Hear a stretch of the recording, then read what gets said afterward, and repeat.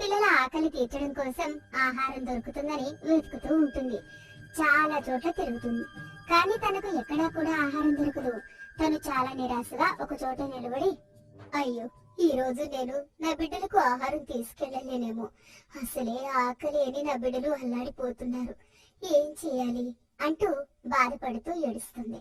ఇంతలో దూరంగా కాకి పిల్లలు ఏడుస్తూ ఉంటాయి. అమ్మా లే, అమ్మా లే అమ్మా అంటూ పెద్ద పెద్దగా అరుస్తూ ఏడుస్తూ ఉంటాయి. దానిని గమనించిన గ్రద్ద ఏం జరిగిందో అంటూ అక్కడికి వెళ్తుంది. తీరా చూస్తే కాకి చనిపోయింది. పిల్లలు ఆకలితో అల్లాడిపోతున్నారు. తన మనసులో, ఆహా, ఈ రోజు నాకు ఆహారం దొరికినట్టే. ఈ కాకి పిల్లల్ని తీసుకెళ్లి నా పిల్లలకి ఆహారంగా పెడతాను అని అనుకుంటుంది. కానీ మళ్ళీ తన మనసులో, చా, నేను చాలా తప్పుగా ఆలోచిస్తున్నా. కేవలం నా స్వార్థం చూసుకుంటున్నాను. తల్లిపోయిన బాధలో పిల్లలుంటే నేను నా పిల్లల ఆకలి తీర్చడం అనేది చాలా పెద్ద తప్పు. ఇప్పుడు నేను పిల్లలకి తల్లిలాగా ఆలోచించకూడదు, ఈ పిల్లలకు తల్లిలాగా ఆలోచించాలి అని అనుకుని దగ్గరికి వెళ్ళి, పిల్లలు బాధపడకండమ్మా, అమ్మ భగవంతుని దగ్గరికి వెళ్ళింది. అక్కడి నుంచి నాకు కబురు పంపింది నా పిల్లలను బాగా చూసుకోమని. అందుకే నేను వచ్చాను, నేనే మీ అమ్మని అని అంటుంది. ఆ పిల్లలు ఏడుస్తూ చాలా బాధపడుతూనే ఉంటారు. ఇంతలో అక్కడికి టోనీ పిచ్చుక, లూసీ పావురం, చోటు చిలుక వస్తాయి. మొదట గ్రద్దని చూస్తూ భయపడుతూ, అమ్మో, గ్రద్దేంటి ఇక్కడుంది, ఏం చేయడానికి వచ్చింది అంటూ కంగారు పడుతూ అక్కడికి వెళ్తారు. గ్రద్ద వాళ్ళని చూసి ఏం మాట్లాడకుండా ఉంటుంది. అయ్యో, గత 2 రోజుల నుంచి చిచ్చు ఆరోగ్యం అస్సలు బాగోడం లేదు. నిన్న సాయంత్రం బాగుంది అనుకున్నాం, బాగానే ఉంటుంది అనుకున్నాం, చూడ్డానికి వచ్చాం, కానీ ఇలాంటి పరిస్థితుల్లో చూస్తామని అస్సలు అనుకోలేదు అంటూ ఏడవడం మొదలు పెడుతుంది. చోటు చిలుక కూడా చాలా బాధపడుతూ, మిత్రమా, ఇంత పని జరిగిపోయింది, నువ్వు సంతోషంగా పైకి లేచి తిరుగుతావు అని అనుకున్నాము, కానీ ఇలాంటి పరిస్థితుల్లో చూస్తామని అనుకోలేదు అంటూ ఏడుస్తుంది. అయ్యో మిత్రమా, ఇక నుంచి నాకు కబుర్లు ఎవరు చెప్తారు, మంచి చెడు ఎవరు బోధిస్తారు? నువ్వు లేని రోజుని మేము తట్టుకోలేకపోతున్నాము, నీ జ్ఞాపకాలు మమ్మల్ని ఎప్పుడూ వెంటాడుతూనే ఉంటాయి అంటూ ఏడుస్తూ చాలా బాధపడుతుంది. ఊరుకోండి, ధైర్యం చెప్పాల్సిన మీరు బాధపడితే పిల్లలు కూడా బాధపడతారు. ముందు తర్వాత జరగాల్సిన కార్యక్రమం చూడండి అంటూ ధైర్యం చెప్తుంది. తర్వాత వాళ్ళందరూ కలిసి ఆ కాకిని తీసుకుని వెళ్లి దూరంగా ఒక చోట గుంటలో పూడ్చివేసి తిరిగి అందరూ అక్కడికి వస్తారు. ఇక ఆ పిల్లలకి ధైర్యం చెప్పి, మేము అప్పుడప్పుడు వస్తూ ఉంటామని చెప్పి ఎవరి దారి వాళ్ళు చూసుకుంటారు. గ్రద్ద కూడా అదే చెప్పి వెళ్ళబోతుండగా, అమ్మా, మమ్మల్ని వదిలి వెళ్ళిపోతున్నావా?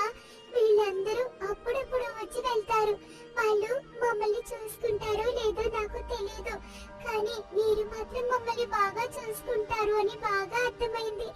ఎందుకంటే మా అమ్మ మిమ్మల్ని ఇక్కడికి మా కోసం పంపింది అన్నారు కాబట్టి మీరు మళ్ళీ మా దగ్గరకు రావాలి, మమ్మల్ని తల్లిలాగా చూసుకోవాలి అంటూ ఏడుస్తూ చెబుతాయి. అందుకు గ్రద్ద ఆలోచనలో పడుతుంది. ఎంత దూరం అంటే పదే పదే వెళ్లి రావడం నాకు చాలా కష్టంగా ఉంటుంది.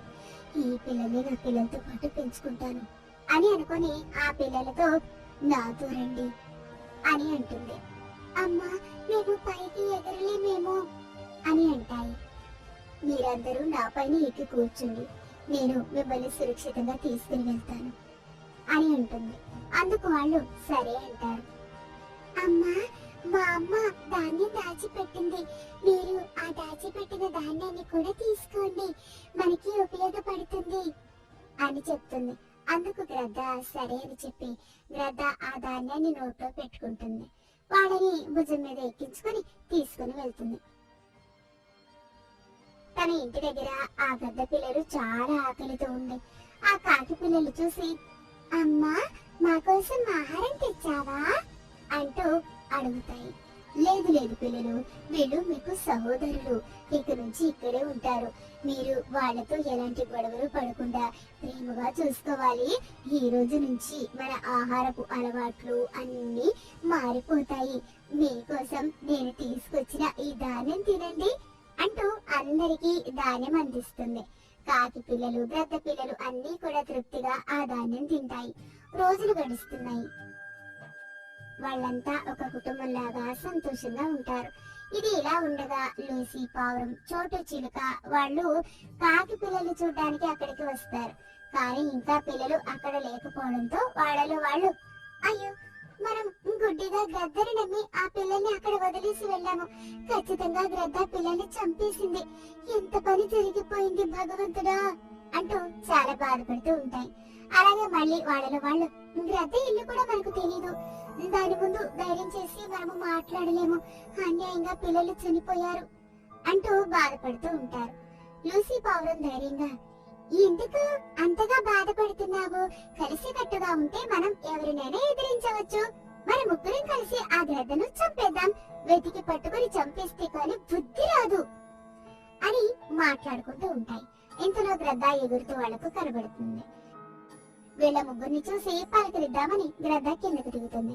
వాళ్ళతో చాలా ప్రేమగా, మిత్రులారా బాగున్నారా అని అంటుంది.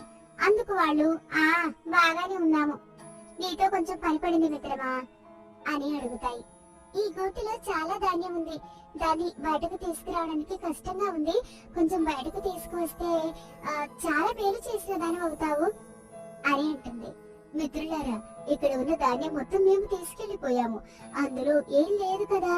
అప్పుడు వాళ్ళు, లేదు మిత్రమా, ఇంకా చాలా ఉన్నాయి, నువ్వు సరిగ్గా చూడలేదనుకుంటా, కావాలంటే చూడు అని అంటుంది. గ్రద్ద వాళ్ళ మాటలు నమ్మి సరే అని చెప్పి ఆ గూటిలోకి వెళ్తుంది. అలా వెళ్ళిన వెంటనే వాళ్ళు తలుపులు బిగించి దానికి మంటలు వెలిగిస్తారు. లోపల ఉన్న గ్రద్ద భయపడుతూ, మిత్రులారా ఏం చేస్తున్నారు? మంటలు మండిపోతున్నాయి, మిత్రులారా అంటూ కేకలు వేస్తుంది. బయట ఉన్న వాళ్ళు, నీలాంటి మోసపూరితమైన దానికి ఇదే తగిన శిక్ష, కాకి పిల్లల్ని అన్యాయంగా చంపేశావు కదా. అందుకు గద్ద ఏడుస్తూ, లేదు మిత్రులారా, నేను అలా ఎందుకు చేస్తాను? ఆ పిల్లలు నా పిల్లలతో పాటు క్షేమంగా నాతోనే ఉన్నారు, మీరు నన్ను అబద్ధం చేసుకుంటున్నారు అని ఏడుస్తూ ప్రాధేయపడుతుంది. తన చివరి క్షణం వరకు ఆ నిజాన్ని చెప్తూనే ఉంటుంది, కొన ఊపిరితో కూడా. మిత్రులారా, చనిపోతూ ఎవరు అబద్ధం చెప్పరు, నేను నిజమే చెప్తున్నాను. మీరు చేసిన ఈ పనితో ఆ పిల్లలు కూడా నన్ను కోల్పోయారు. నా బిడ్డల్ని కాపాడండి, నా పిల్లల్ని రక్షించండి అంటూ మంటలు కాలిపోయి మరణిస్తుంది. అప్పుడు వాళ్ళు, ఏంటి మనం నిజంగానే తప్పు చేశామా? చనిపోతూ ఎవరు అబద్ధం చెప్పరు కదా, మనం తొందరపడ్డామా అంటూ ఒకరితో ఒకరు మాట్లాడుకుంటారు. అయ్యో నిజమే, మంచి చేసిన గ్రద్దకి మనము చెడు తలపెట్టాము, ఇప్పుడు ఆ పిల్లలు ఒంటరి వాళ్ళు అయిపోయారు, వాళ్ళ పరిస్థితి ఏంటి అంటూ ఏడుస్తూ ఉంటుంది. పావురం, తొందరపడ్డాము, మనం చేసిన తప్పుని మనం సరిదిద్దుకోవాలి, పిల్లలు ఎక్కడున్నారో వెతుకుదాం అని అంటుంది. అందుకు సరే అని చెప్పి అందరూ తలో దారి వెతుకుతూ ఉంటారు. రోజులు గడుస్తున్నాయి, కానీ పిల్లల ఆచూకీ దొరకదు.